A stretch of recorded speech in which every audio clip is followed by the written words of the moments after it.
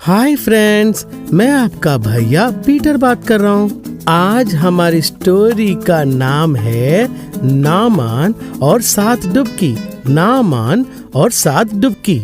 आज का वेद वाक्य, अपने बैरियों से प्रेम रखो और अपने सताने वालों के लिए प्रार्थना करो।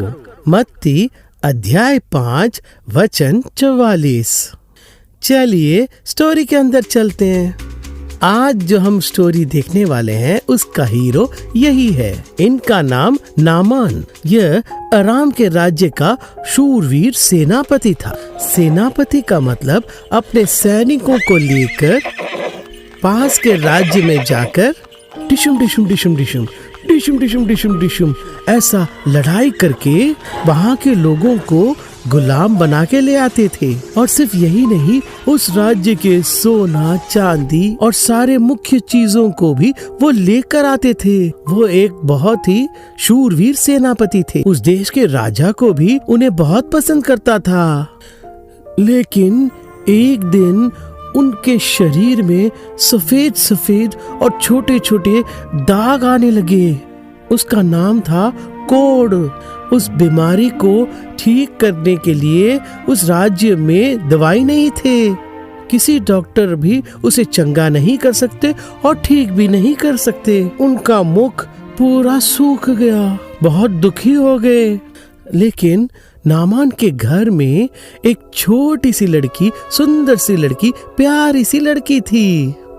वह नामान के घर में कैसे पहुंची, आपको जानना है फ्रेंड्स? एक बार नामान अपने सैनिकों के साथ इजराइल के राज्य में गए और वहां जाकर जब वे डिशुम डिशुम कर रहे थे, वहाँ के बड़े बुजुर्गों को और छोटे छोटे बच्चों को अपने राज्य में गुलाम बनाकर ले आए। और उन्हीं बच्चों में एक बच्ची थी, एक छोटी सी बच्ची।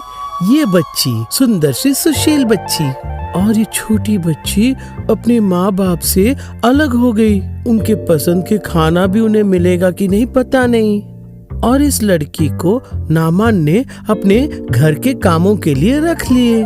फ्रेंड्स, अगर किसी ने हमें मारा तो, या फिर हमें किसी ने अगर गुलाम बना लिया तो वो हमारे फ्रेंड्स नहीं होते हैं ना, हमारे एनिमी ही होते हैं ना।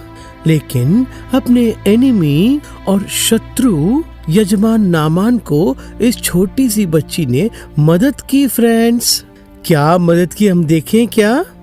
उस छोटी सी बच्ची ने अपने यजमान नामान की पत्नी के पास जाकर ये कहा कि हमारे राज्य इस्राएल में एलिशा दादाजी हैं। वह यीशु के आज्ञाकारी है, बहुत अच्छे दादाजी हैं। उस दादा के पास जाएंगे तो ये कोढ़ रोग जरूर ठीक हो जाएगा। वो जरूर अच्छे हो जाएंगे। ऐसा कोई रोग नहीं है जिसे वह ठीक नहीं कर सकते। आप यजमान को वहाँ जाने के लिए कहिए। इस तरह उसने बहुत अच्छा किया। फ्रेंड्स, नामान की पत्नी ने उन्हें एलिशा दादाजी से मिलने के लिए कहा। नामान सोच में पड़ गए। सोचे कि किसी भी दवाई से मैं ठीक नहीं हुआ, किसी भी डॉक्टर ने मुझे ठीक भी नहीं किया। अब आखिर में कम से कम एलिशा दादाजी से मिल के आऊं। इस तरह अपने सैनिकों को लेकर टुकड़ी टुकड़ी टुकड़ी टुकड़ी टुकड़ी टुकड़ी टुकड़ी टुकड़ी टुकड़ी टुकड़ी टुकड़ी टुकड़ी इस तरह घोड़े में बैठकर सवार होकर गए। उनकी घोड़े गाड़ी में सोना चांदी और नए नए ड्रेसेस भी थे। पता है क्यों? अगर एलिशा दादाजी ने उन्हें ठीक कर दिया तो उन्हें गिफ्ट देना है सोचकर इन सब लोगों ने ट्रैवल करके गया।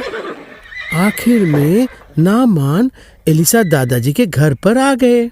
लेकिन एलिशा दादाजी घर पर रहकर ही उनके दूत को भेजा, और उस दूत का नाम था गेहजी। और पता है उस सेवक ने क्या कहा फ्रेंड्स?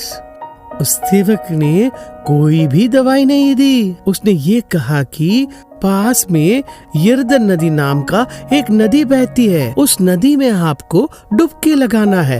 1 या 2 बार नहीं, 7 बार डुबकी लगाना है। और ऐसा अगर आप करेंगे तो आप बिल्कुल चंगा हो जाएंगे, ऐसा उसने कहा। इसे सुनते ही नामान बहुत क्रोधित हो गए और अपने दांतों को चबाने लग गए। पता है क्यों? उसने कहा, मैं इतने दूर ट्रैवल करके आया हूँ और ये एलिशा दादाजी मुझे देखने भी नहीं आए और मुझे कोई दवाई भी नहीं दी, और एक गंदी नदी में मुझे डुबकी लगाने के लिए कहा, और वो भी 7 बार। क्या हमारे राज्य में अच्छी नदी नहीं बहती क्या? क्या हम वहाँ डुबकी नहीं लगा सकते? ये ठीक नहीं है। चलो हम अपने राज्य वापस चलते हैं। ऐसा उन्होंने फैसला कर लिया।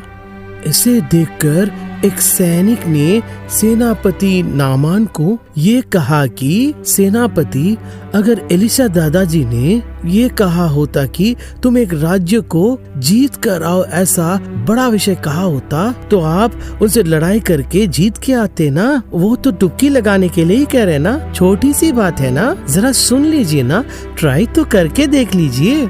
इस तरह उन्होंने कहा, ठीक है, मैं जाकर डुबकी लगाता हूँ। इस तरह कहकर अपने घोड़े पर सवार होकर यरदन नदी के पास जाकर रूठे हुए मुंह से टुकड़ी टुकड़ी टुकड़ी टुकड़ी इस तरह वो चले गए।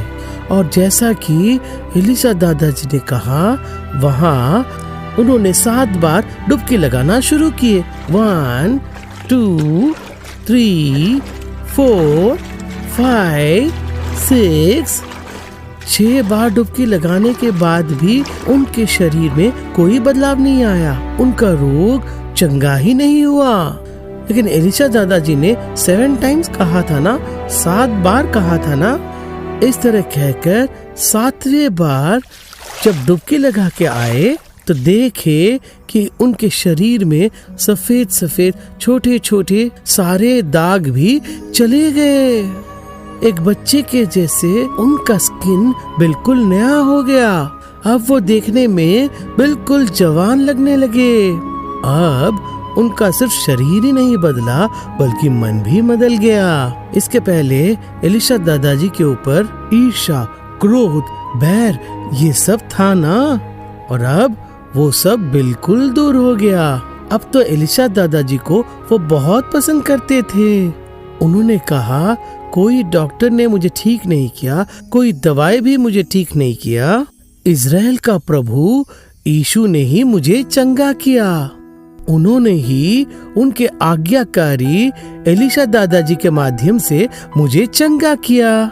इज़राइल के प्रभु यीशु के नाम का हमेशा स्तुति हो, ऐसा उन्होंने कहा। फ्रेंड्स, इस स्टोरी आपको बहुत पसंद आया होगा ना फ्रेंड्स। इस स्टोरी से हमें एक मुख्य पाठ सीखने को मिलता है फ्रेंड्स। सेनापति नामान के ठीक होने का कारण कौन था फ्रेंड्स? उनके घर के छोटी सी बच्ची, प्यारी सी बच्ची और अच्छी सी बच्ची थी ना। उस बच्ची को उसके माँ बाप से अलग करके उसे गुलाम बना कर ले आए थे ना।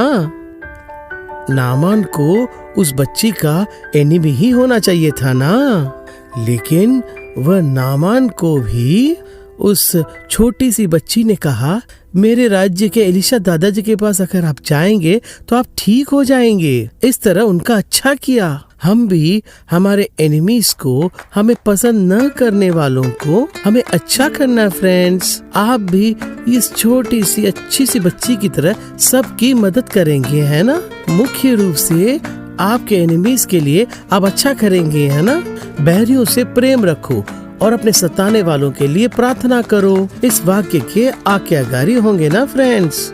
एक और स्टोरी के साथ मैं आपसे फिर मिलूंगा फ्रेंड्स। बाय।